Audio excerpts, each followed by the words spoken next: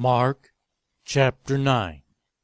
And he said to them, Truly I tell you, some who are standing here will not taste death before they see the kingdom of God has come with power. After 6 days, Jesus took Peter, James, and John with him, and led them up a high mountain, where they were all alone. There he was transfigured before them.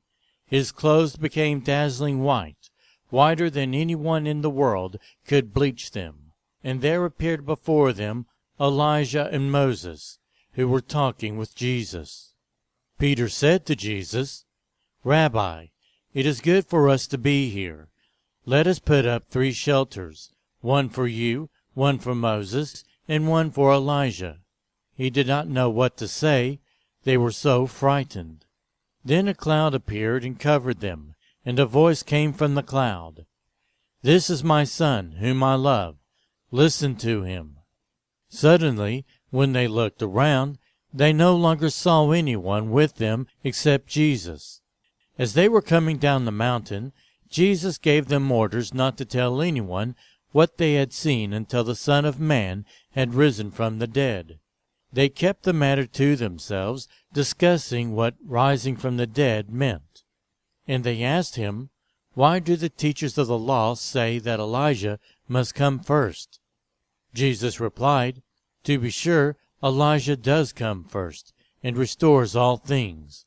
Why then is it written that the Son of Man must suffer much and be rejected?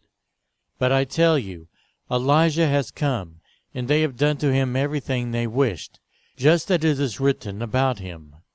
When they came to the other disciples, they saw a large crowd around them, and the teachers of the law arguing with them.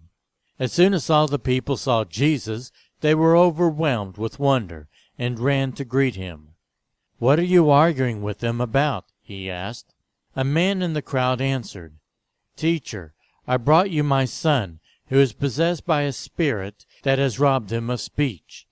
Whenever it seizes him, it throws him to the ground. He foams at the mouth, gnashes his teeth, and becomes rigid. I asked your disciples to drive out the spirit, but they could not. You unbelieving generation, Jesus replied, how long shall I stay with you? How long shall I put up with you? Bring the boy to me. So they brought him. When the spirit saw Jesus, it immediately threw the boy into a convulsion. He fell to the ground and rolled around, foaming at the mouth. Jesus asked the boy's father, How long has he been like this? From childhood, he answered. It has often thrown him into fire or water to kill him. But if you can do anything, take pity on us and help us.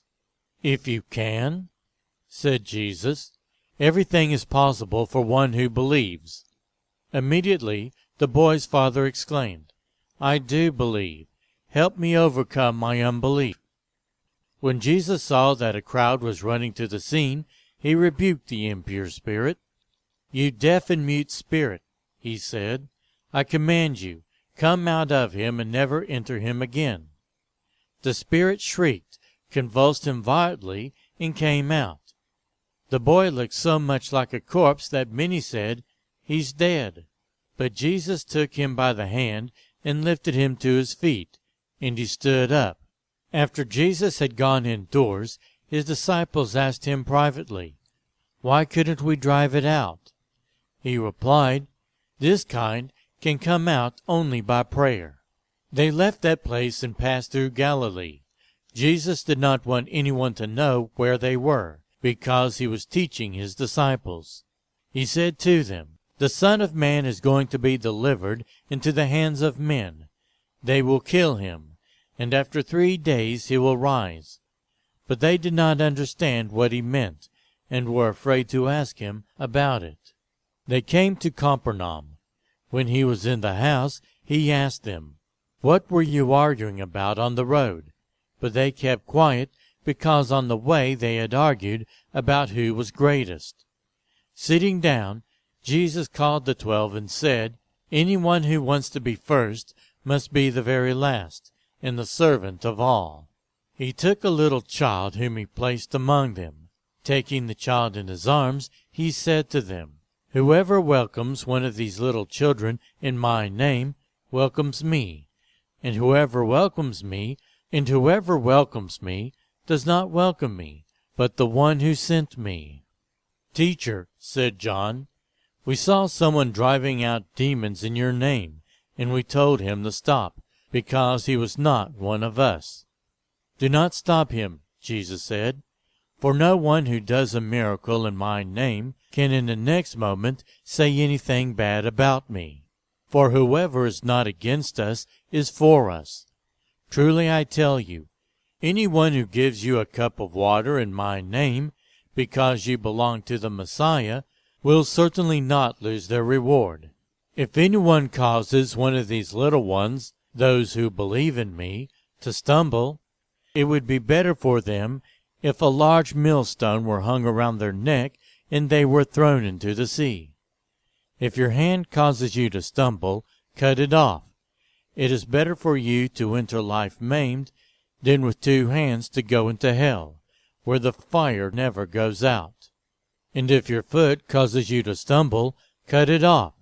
It is better for you to enter life crippled than to have 2 feet and be thrown into hell. And if your eye causes you to stumble, pluck it out. It is better for you to enter the kingdom of God with 1 eye than to have 2 eyes and be thrown into hell, where the worms that eat them do not die, and the fire is not quenched. Every one will be salted with fire.